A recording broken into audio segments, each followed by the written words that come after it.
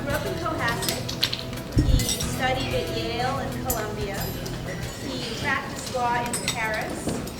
He held visiting appointments at universities in Cambridge, Dijon, Hong Kong, Auckland, and Geneva, as well as the Fletcher School of Law and Diplomacy here.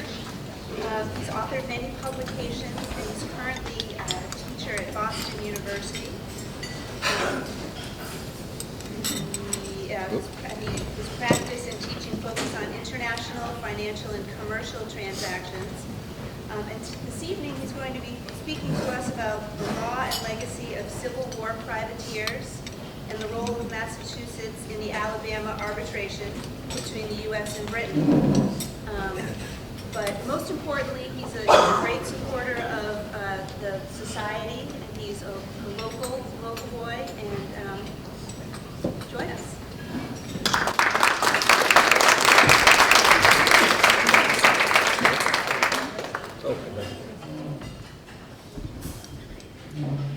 Let me assure you all that many people here tonight have warned me that there's a football game on, and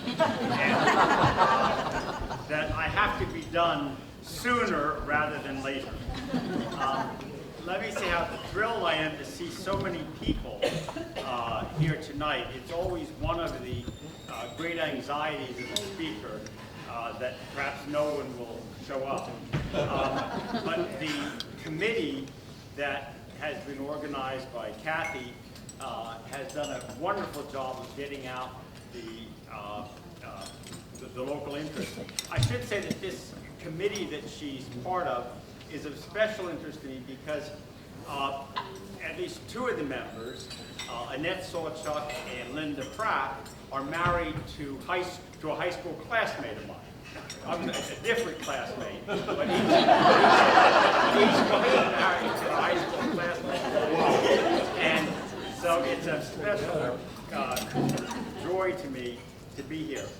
I also want to start by introducing a friend of mine who's from Paris, Bruno de Fumichon. Bruno is a professor of legal history in Paris, and he is writing a book on the subject of tonight's lecture. So in a few years, if you read French well enough, you'll be able to buy a copy of Bruno's book. And he has kindly agreed to, he's passing through Boston on business, he's kindly agreed to hold some of the pictures that we can look at concerning the Alabama arbitration. A thumbnail sketch. During the U.S. Civil War, there were Confederate ships that were called privateers or corsairs, which is just a fancy word for a pirate, that preyed on the northern merchant vessels all around the world. And a few years ago, the National Geographic did an article on the chief ship, which was called the Alabama.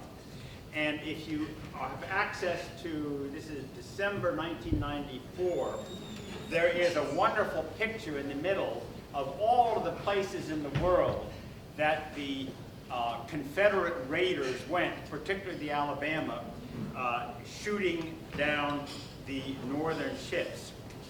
And the arbitration of 1871-72, an arbitration is basically a word for a private trial, was between the United States and England, because the United States claimed that many of these ships had been built in the United Kingdom in violation of the laws of neutrality at that time, because Britain was supposed to be neutral in the war between the South and the North.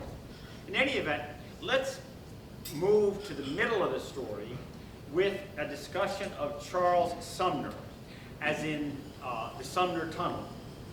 He was a very powerful senator for Massachusetts for many years, and he had two great hatreds. He hated the South. He was an abolitionist who hated slavery, and he had enormous antipathy for the South, and he also hated the British. The South he hated in part because, well, he was once speaking on the floor of the Senate, giving an anti-slavery speech. There was a congressman from South Carolina named Preston Brooks who came up and beat him over the head with a cane.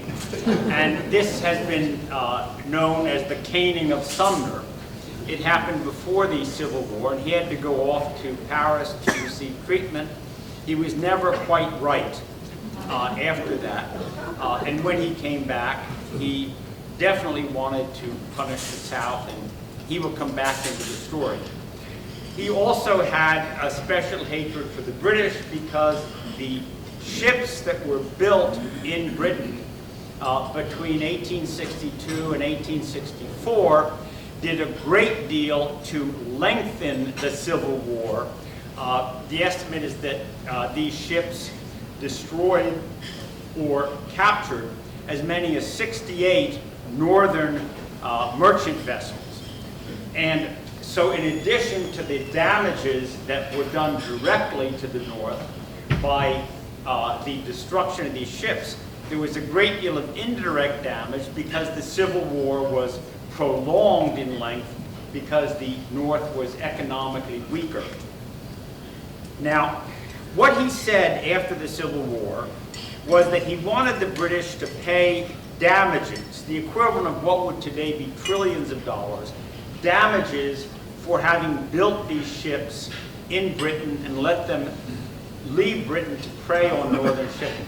And this was no idle threat, because he was going to back it up by annexing Canada if the British did not pay. Now you might say, well, how could the United States annex Canada? At that time, it wouldn't have been so difficult, because there was no Canada, in fact, after the Civil War. There were a series of colonies along our northern border, and some of them, like Alberta, would have been quite happy to join the United States, and others, like Quebec, were not at all happy with the British and would have been very happy to revolt. And Sumner was the chairman of the Senate Foreign Relations Committee, and he had at his disposal a giant Union army that had just gotten done defeating the South, and he could very well have sent the Union army up to the North to take over these colonies. The interesting thing is that Canada as a nation came into existence in 1867, partly because of this threat by Sumner to invade and to annex, and that led the British to unify the colonies into what I think was called a dominion at that time. Anyway, although Sumner was a warmonger, President Grant was not. Grant had firsthand experience with the ravages of war, and Grant wanted to have a resolution of the dispute through arbitration, which is like a private trial. And in 1871, in March, Grant was able to get Sumner expelled from his position as chairman of the Foreign Relations Committee, and then he was able to engineer the negotiation and signing of a treaty between the United States and Britain for the peaceful resolution of this dispute. The dispute has a certain amount of modern interest in the sense that the captain of the Alabama, the man who did most of the damage, was someone named Raphael Semmes, and this is his picture. He was called by his sailors, and we've got some other pictures, he was called by his sailors Old Beeswax. And here's another picture. He was called Old Beeswax because he had one of these big mustaches. If you've ever been to the French Memories bakery on Saturday morning, you've seen Jean-Jacques. And Sumner had the same type of mustache. There is a statue to Semmes. I didn't say Sumner, Semmes. There's a statue to Raphael Semmes down south in Mobile, Alabama, and it is one of the statues that they're talking about tearing down because it is a statue to the Confederacy, and you've been reading all about this, I'm sure. So you will see perhaps pictures of Captain Semmes in the news. He's one of the people they want to get rid of in terms of statues. Now, to get into the facts a little bit, the main ship, which eventually became the Alabama, was built next to Liverpool in a place called Birkenhead, which is just across the Mersey estuary, and it was called Hull 290. Hull 290. And it was able to slip out of the Mersey estuary, go to the Azores, and in the Azores be fitted out as a privateer, if you're talking about it from the north, a pirate, or as a Confederate naval vessel, if you're looking at it from the perspective of the South. Under the law at the time, and it's also the law today, if a country wanted to be neutral, it had to pledge not to give assistance to either side. And Britain said that it was neutral in the war between the North and the South, and therefore it should not have allowed the Alabama to leave Liverpool. And one of the issues in the arbitration was how much did Britain know about this ship? The treaty between the United States and Britain provided that in Geneva there would be 5 arbitrators who met. Arbitrator is just another word for a private judge. I should say many of you probably know about arbitration in the sports field. If you remember Brady when he allegedly deflated the football, he was disciplined through an arbitration tribunal. It's just another word for a private proceeding, a judicial proceeding that is not done by the government but private. And these arbitrators met in Geneva, Switzerland, and there were 5 of them: a British arbitrator, an American arbitrator, a Swiss, an Italian, and a Brazilian. Now, one of the interesting things is that the American appointed arbitrator was Charles Francis Adams, whose family was from just down the road in Weymouth and Quincy. And the arbitrator appointed by the British was someone named Sir Alexander Cockburn, C-O-C-K-B-U-R-N. They were quite different people. Charles Francis Adams was a man of great propriety and decorum. Sir Alexander Cockburn was a bit of a scofflaw in his own country. He never got a peerage, as the British say, because Queen Victoria disliked him. He had apparently seduced one of her ladies-in-waiting, and this did not ingratiate him to her. So although he was the highest judge in England, he never got to be Lord Cockburn. He was just Sir Alexander Cockburn. They met in Geneva for most of the winter, spring, and summer. They heard testimony, and one of the lawyers, to bring this back to Massachusetts, one of the lawyers for the United States side was a fellow named Caleb Cushing, of the Cushing family, as in Chief Justice Cushing Highway, or Route 3A. And he went over there to argue the case on behalf of the United States. There was a unanimous decision by all 5 arbitrators that the British were liable for the destruction of the Alabama. And Sir Alexander Cockburn, the British arbitrator, joined in that. There was also a view by 4 of the arbitrators, the American, the Swiss, the Italian, and the Brazilian, that the British were responsible for these 2 other principal ships, the Shenandoah and the Florida.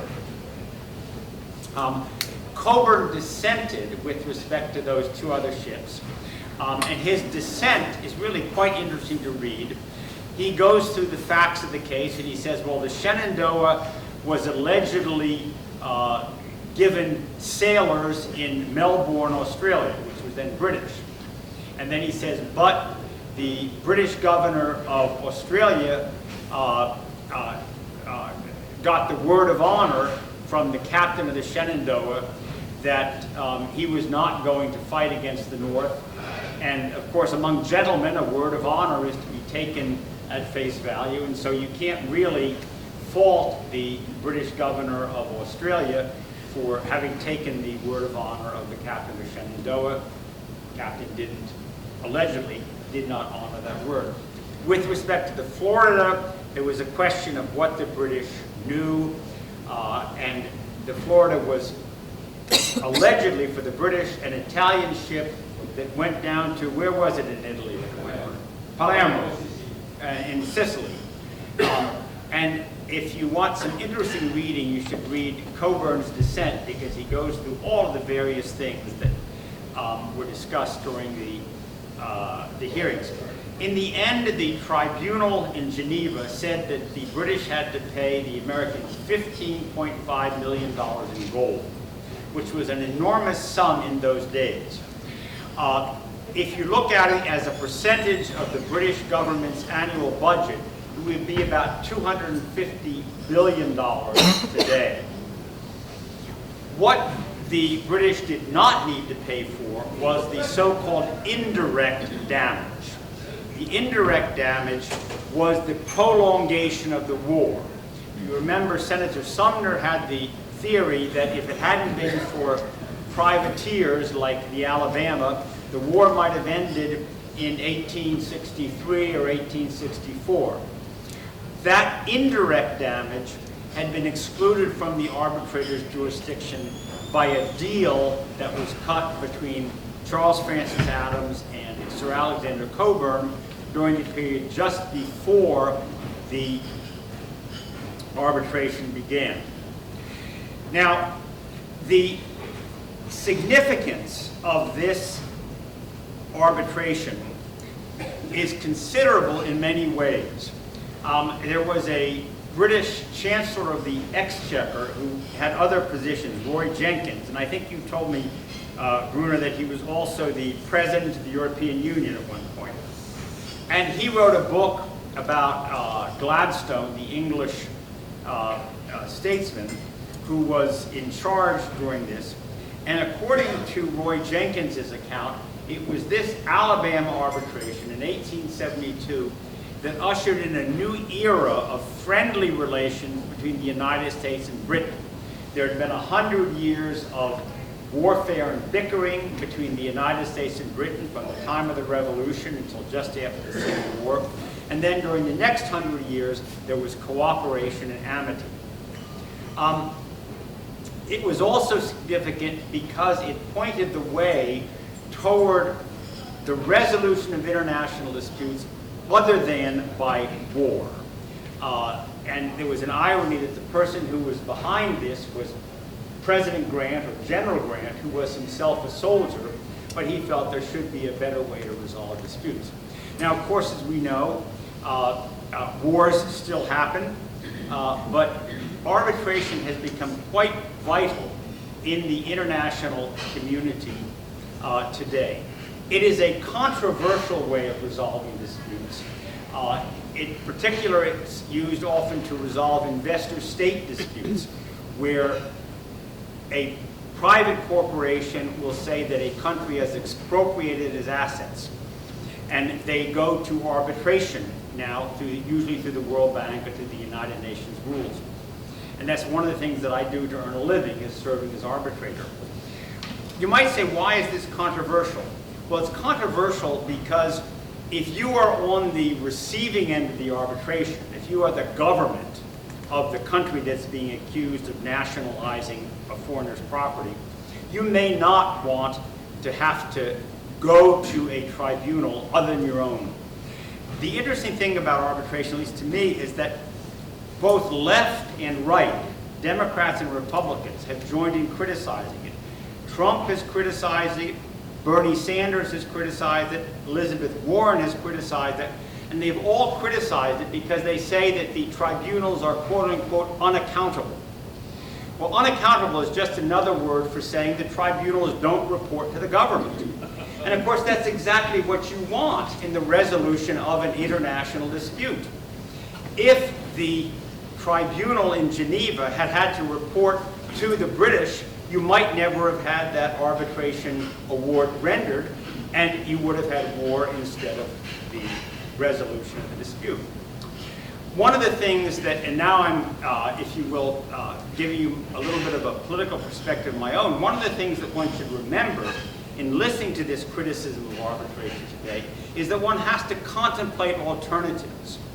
And perhaps arbitration is not as good as the hometown court for the hometown boy or girl, but arbitration may be better than the alternative, which is international friction and military conflict. Now, I am mindful not only of the fact that the Patriots are playing tonight, but that one proof of Einstein's theory of relativity lies in the length of a speech as seen from the perspective of the audience and the speaker. So I'm going to close now with a personal vignette about the law of neutrality and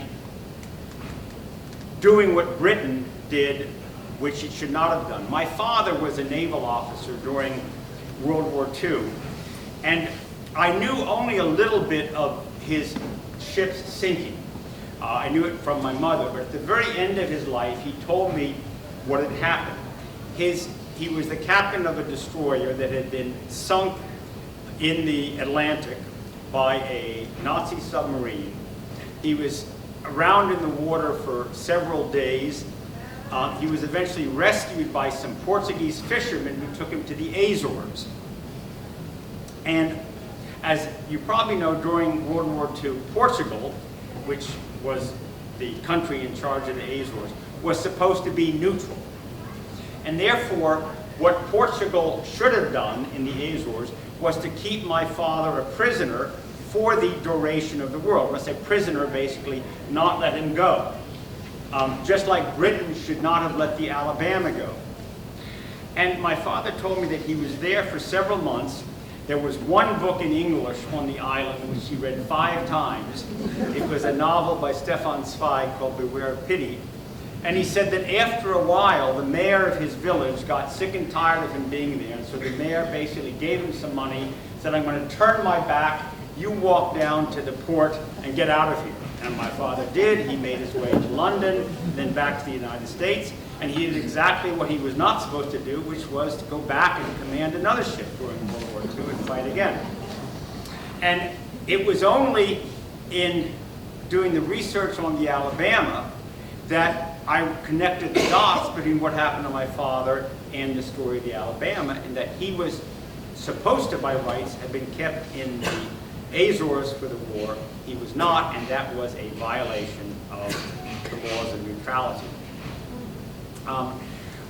In finishing, I'm mindful of the mission of this society in the context of a anecdote that some of you may have heard, which I'm told is true, about a incident in 1780 in Hartford, where the sky became completely black one day. And the Hartford Assembly, which was meeting at that time, was full of people who thought that the world was ending because the sky was black. Today they think that there was either a solar eclipse or there might have been a great fire up in Canada and it was ash that was over there. But the Assembly members said, let us finish our work, let us go home because it is the end of the world. And they thought that because it was the end of the world, the sky was black, they should no longer meet. There was one dissenter, Colonel Abraham Davenport, and he got up and gave a speech, and he said, whether or not this is the end of the world, I don't know. But there are only 2 options. Either it's not the end of the world, in which case there's no reason for us to adjourn, or it is the end of the world. And if it is the end of the world, I want the Lord God Almighty, my Maker, to find me faithful to my duties. And my duties include debating the important issues before us. So he said, get some candles, bring more light, that we may continue our work. And when I look at the things that this society does, it makes me think of what Colonel Davenport said to the people in Connecticut, you are bringing more light that we may all continue our work. Thank you very much.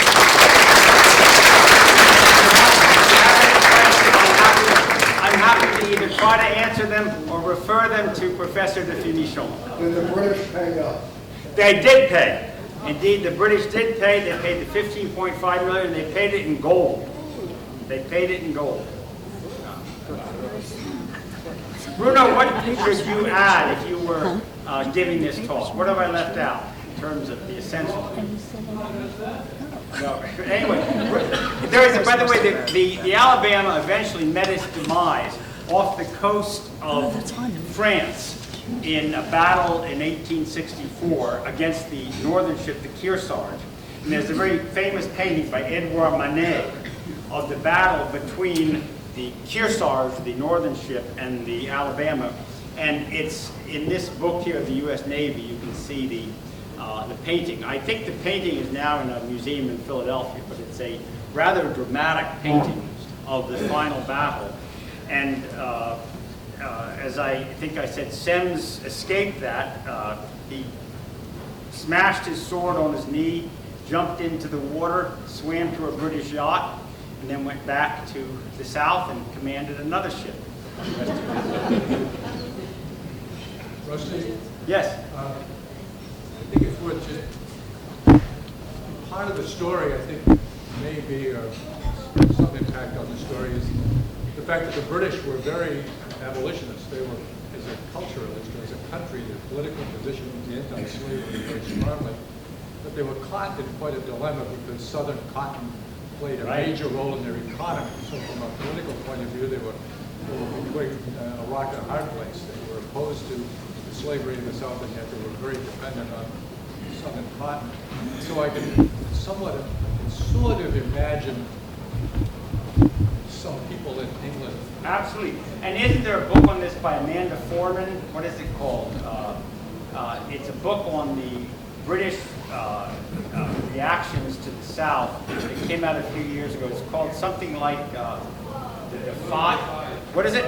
A World on Fire, right? A World on Fire. And it raises exactly that point, how the British, even though they were against slavery, they depended on Southern cotton for their mills. And therefore, they sent officers to help train Southern soldiers. It's absolutely right. A lot of people will say, it's interesting because I was discussing with Bruno this afternoon. A lot of people see in the Alabama what they want to see. It's a great Rorschach test. You sort of project into the Alabama what you want to project into it. It was either the first arbitration to bring peace, or maybe it was a sellout by the United States, which if it had the guts could have had all of Canada now. We just were too weak to go and invade Canada. People see different things in the Alabama. Yeah, thank you.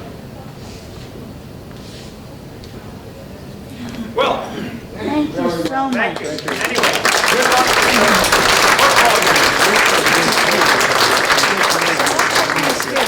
I'll probably stop by tomorrow because it doesn't take my car too long like this.